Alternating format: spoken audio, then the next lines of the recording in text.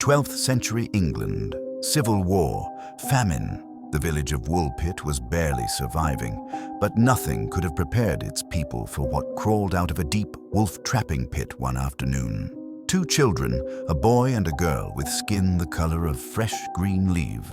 They spoke a language no one recognized, wore strange clothes, and their sudden appearance would become one of medieval England's most enduring mysteries.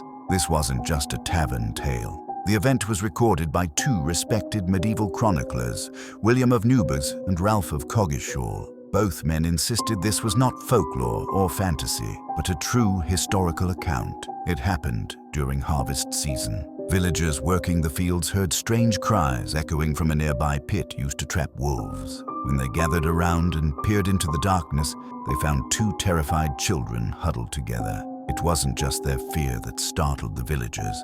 It was that impossible green skin, their bizarre tunics, and the incomprehensible language they spoke. The children were lifted from the pit and taken to the home of a local knight, Sir Richard de Calne. But something was wrong. Though they were clearly starving, they refused all food. Bread, meat, milk, nothing tempted them. Day after day, they grew weaker until they spotted raw, broad beans growing in a garden. They devoured the beans eagerly, tearing them open as if they were the only food they recognized. For months, these raw beans were all they would eat. As weeks passed and they slowly began accepting bread, something strange happened. The green color of their skin began to fade. They eventually took on a normal human complexion, suggesting their alien appearance was actually connected to their diet. The girl adapted to her new life, learning English and integrating into the village. Her brother was not so lucky. He remained withdrawn, fell ill, and died shortly after being baptized. He never learned the language. He never adjusted.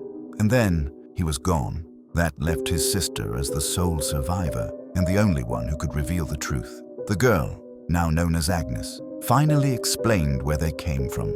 She claimed they were from St. Martin's Land, a twilight world beneath the earth where the sun never fully shone. According to her, everyone there had green skin. On the day they vanished, she and her brother had been herding cattle when they heard a sound like chiming bells. Drawn by the noise, they wandered into a cave, walked through darkness, and suddenly emerged into the blinding sunlight of Woolpit. It sounds like a dark fairy tale, a journey from a twilight world into ours. But historians suggest the reality might be more tragic than magical. So, what actually happened? Over the centuries, two main theories have emerged. The first is rational but tragic. The children may have been orphaned Flemish immigrants. Flemish settlers were persecuted in England at the time, which explains why their language and clothing seemed alien to the villagers. As for the green skin, that was likely hypochromic anemia or green sickness, a condition caused by severe malnutrition that fades once a proper diet is restored. The second explanation is mystical. Stories of green-skinned beings and underground realms are staples of medieval folklore, often representing an other world, just beyond human perception. Some believe this tale is simply a remnant of those ancient pagan traditions. 800 years later, the Green Children of Woolpit remain an unsolved puzzle. Were they simply lost orphans whose story grew stranger with time, or visitors from a twilight world beneath our own?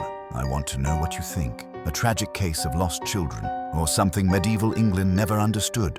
Let me know your theory in the comments below.